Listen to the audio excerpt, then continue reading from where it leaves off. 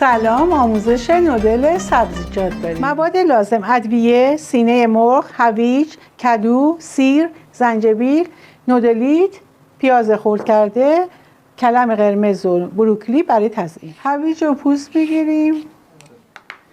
هویج رو به این صورت برش میزنیم، برش‌های ژولین. کمی زنجبیل میخوایم.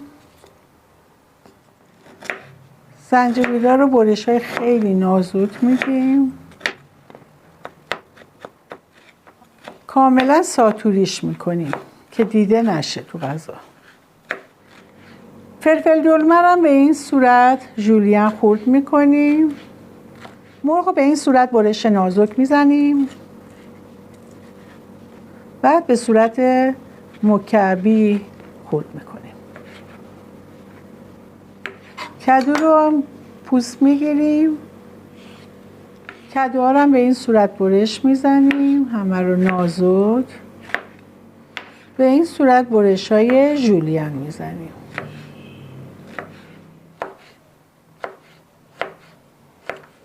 پیاز رو داخل تابه میریزیم.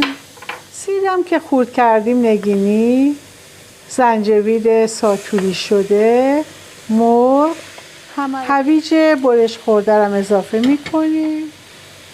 روغن هم اضافه میکنیم. من از روغنی استفاده کردم که داخلش رزماری و سیر له شده داخلش ریختم. همه رو با هم دیگه تفت میدیم.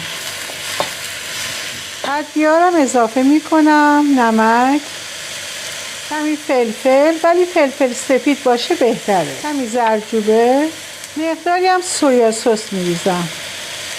همه رو با هم دیگه تفت میدیم تا رنگ مرغمون تغییر کنه. کمی هویج و مرغا که رنگش تغییر کردش، بقیه مواد رو میریزیم. کدو رو هم اضافه میکنم. فلفل دلمه. خب سبزیجات رو کمی تفت میدیم.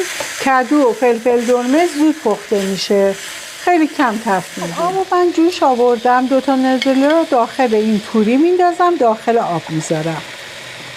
کمی هم نمک داخلش میریزم. به مدت 3 دقیقه میذاریم بپزه.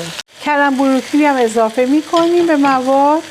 کمی که تفت دادی به مدت 1 دقیقه دیگه مواد رو خاموش میکنیم.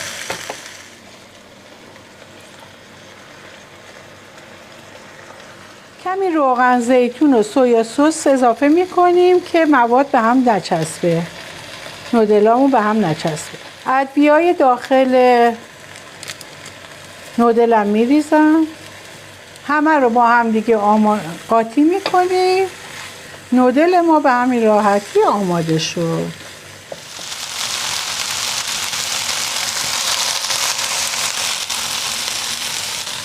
کمی هم کلم قرمز رو به این صورت برش‌های نازک میدیم، خیلی نازک باشه برای تزیین روی نودلامون.